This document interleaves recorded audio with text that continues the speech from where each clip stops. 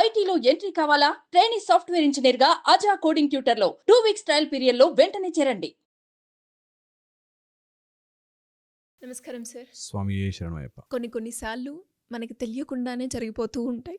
అలానే అంటే ప్రతి ఒక్క మనిషికి తన వాల్యూ కొన్ని సందర్భాల్లో గుర్తొస్తూ ఉంటుంది. అరే, ప్రతి వస్తువుకి ఒక వాల్యూ ఉంటుంది, ఒక ప్రైస్ ఉంటుంది. మనం ఇంత చీప్గా అయిపోయామా వీళ్ళ కింద అన్న సందర్భాలు ఎదురుతూ ఉంటాయి. మన వాల్యూ మనం ఎలా తెలుసుకోవాలి అంటారు సార్?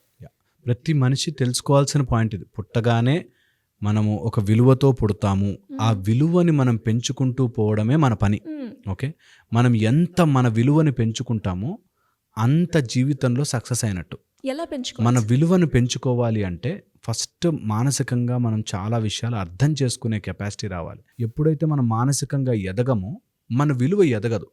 చిన్న వాటికి మనని మనం ఇచ్చేసుకుంటూ పోతే, అందుకే అంటాను there is called an emotional quotient and emotional strength. ఈ ఎమోషనల్ స్ట్రెంగ్త్ మనలో పెరిగినప్పుడు చిన్న వాటికి మనం బానిసైపోం. ఎప్పుడైతే బానిసగా ఉంటామో మన విలువ పడిపోతుంది. అంతే కదా, లోయెస్ట్ క్యాడర్లో ఉన్నామనుకో మన విలువ తగ్గి ఉంటుంది. మనం దేనికి బానిస అవుతామో తెలుసుకుంటే మన విలువ తెలుస్తుంది మనకి. దేనికి బానిస అవుతామో మన మైండ్లో ఉండే సెన్సరీ ప్లెజర్స్కి మనం బానిస అవుతాం. సెన్సరీ ప్లెజర్స్కి బానిస అయినప్పుడు అది దక్కించుకోవడం కోసం ఏదైనా చేస్తాం. సపోజ్ ఒక అమ్మాయిని లవ్ చేశాడు, ఒక అమ్మాయి ఒక అబ్బాయిని లవ్ చేసింది. వాడు ఎంత తిట్టినా వాడితోనే ఉండాలని, ఆమె ఎంత తిట్టినా ఆమె వెనకాలే పడాలని ట్రై చేస్తుంటారు కొంతమంది. అంటే వాళ్ళ విలువ ఆ సెన్సరీ ప్రెషర్, ఆ అమ్మాయి బ్యూటీ కోసమో ఆ అబ్బాయి ఇష్టము అనే ఒక ఫ్యాక్టర్కి అంటుకుపోయి వాళ్ళ విలువ అక్కడితో ఆగిపోతుంది అనమాట. సో ఎప్పుడైతే ఎమోషనల్ స్ట్రెంగ్త్ ఉండదో వాళ్ళు ఏమైపోతుంటే ఎంతకన్నా దిగజారి వాళ్ళని వాళ్ళు అమ్మేసుకునే స్థితికి వస్తారు. బానిస అయిపోతారు. దేనికి బానిస? వాళ్ళకి కాదు, వాళ్ళ గురించి మన మైండ్లో పెట్టుకున్న ఆలోచనకి బానిస. చాలా ఇంపార్టెంట్.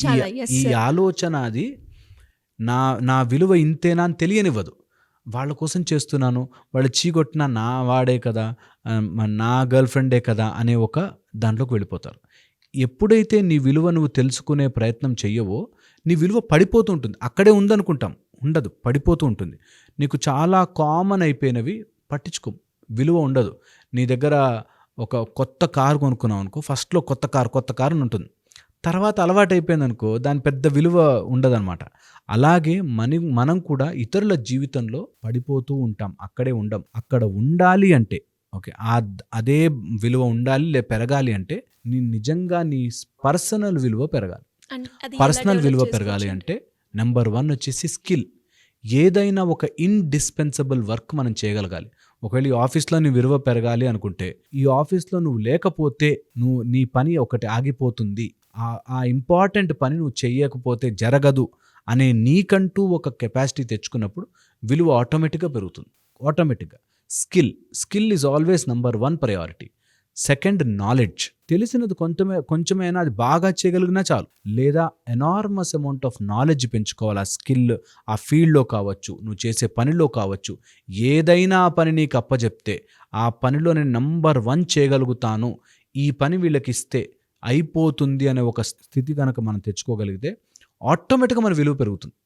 ఇండిస్పెన్సబుల్ వర్క్, దాన్ని నువ్వు తప్ప ఇంకెవరు చేయలేరు అనే స్టేజ్కి వచ్చిన రోజున you are number 1 in that. Okay, నీ విలువ చాలా పెరుగుతూ పోతుంది. థర్డ్ వచ్చేసి హ్యూమిలిటీ. అంటే నేనే చేస్తున్నాను అన్నవాడు సొంత డబ్బా అంటారు కదా, అట్లా నేనే గొప్ప అన్నవాడు ముందు బాగుంటాడు, కానీ వెనకాల వాడి విలువ చాలా పడిపోతుంది, చాలా పడిపోతుంది. 4, ఎమోషనల్ కంట్రోల్. తొందరగా కోపం, తొందరగా అలక, తొందరగా అందరి మీద చాడీలు చెప్పడం, తొందరగా ఎవరినైనా కించపరిచేటట్టు మాట్లాడడం నీ విలువ పడేస్తుంది. చాలామందికి తెలియదు, ఇతరుల గురించి తక్కువగా మాట్లాడితే వాళ్ళ విలువ పడుతుంది అనుకుంటారు.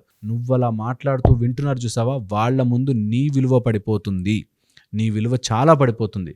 ఎప్పుడైతే నువ్వు ఇతరుల గురించి తప్పు మాట్లాడడం స్టార్ట్ చేస్తారో ఖచ్చితంగా విలువ పడిపోతుంది. ఓకే, అండ్ 5th వచ్చేసి నీ లోపల ఉండే స్ట్రెంగ్త్ పెరగాలి అంటే ఫిజికల్లీ చాలా స్ట్రాంగ్ ఉండాలి. ఎప్పుడైతే ఫిజికల్ ఫిట్నెస్ ఉంటుందో, ఫిజికల్గా నువ్వు గట్టిగా ఉంటావు, ఖచ్చితంగా నీ విలువ పెరుగుతుంది. ఏదో రకంగా ఫిజికల్గా ఫిట్నెస్ ఉంటే మెంటలీ ఫిట్నెస్ ఉంటుంది. When your mind is not ready, prepare your body అంటారు. నీ మైండ్ గనక సరిగ్గా పనిచేయట్లేదు, ఎప్పుడు ఏవో ఆలోచనలు వస్తున్నాయంటే prepare your body, run, exercise, fitness, 6 packs, ఏదో రకంగా ఫుడ్ కంట్రోల్ చేయాల్సిందే.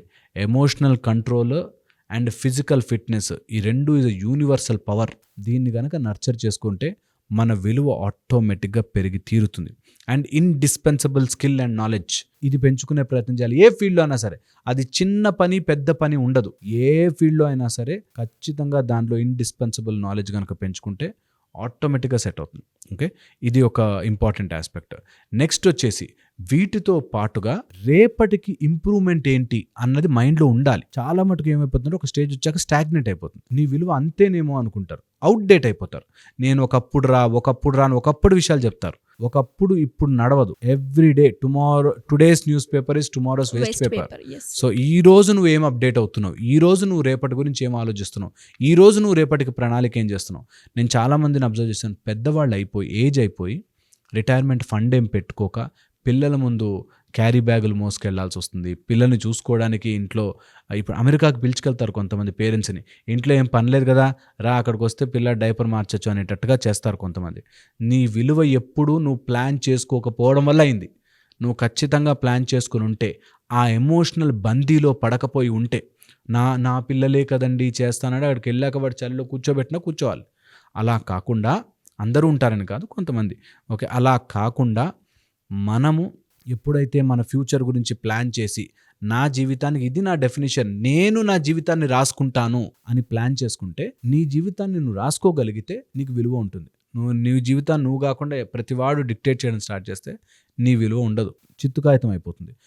నీ విలువ 2000 నోట్ ఉందంటే దాన్ని నువ్వు మార్చి 1 రూపీ నోట్ అని ఇవ్వలేవు, 2000 నోటే. నువ్వు వైట్ పేపర్ ఇస్తే వాళ్ళు ఎవరైనా ఏదైనా రాస్తారు. అలాగే నువ్వు కంపల్సరీగా నీ విలువని ఒకసారి సెట్ చేసుకుంటే దాన్ని ఆటోమేటిక్గా నువ్వు దాన్ని మాడ్యులేట్ చేసుకోవచ్చు, కావాల్సినట్టుగా మార్చుకోవచ్చు జీవితాన్ని.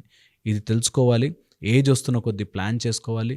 అమ్మాయిలు ప్లాన్ చేసుకోవాలి. ఒకవేళ ఫైనాన్షియల్ ఇండిపెండెన్స్ కావాలంటే ఎలా చేస్తా, నేను డబ్బులు ఎలా సంపాదించుకుంటా, ఒకవేళ నాకు ఇవ్వకపోతే నా పరిస్థితి ఏంటి, నేనేం చేసుకోవచ్చు, ఇలాంటి ప్లాన్ చేసుకోవాలి ఖచ్చితంగా. అందుకే తెలివిచ్చాడు దేవుడు. తెలివి ఎందుకు ఇచ్చాడంటే దేవుడు ఇలాంటివన్నీ ప్లాన్ చేసుకుని ఆ ప్లాన్ ప్రకారం ఇంప్రూవ్ చేయాలి. ఎమోషనల్ డిపెండెన్స్ కాకుండా డెఫినెట్లీ ఎవరికి వాళ్ళు ప్రయత్నం చేస్తే విలువ బాగుంటుంది. ఎప్పుడైతే అలా చేయరో విలువ తగ్గిపోతుంది.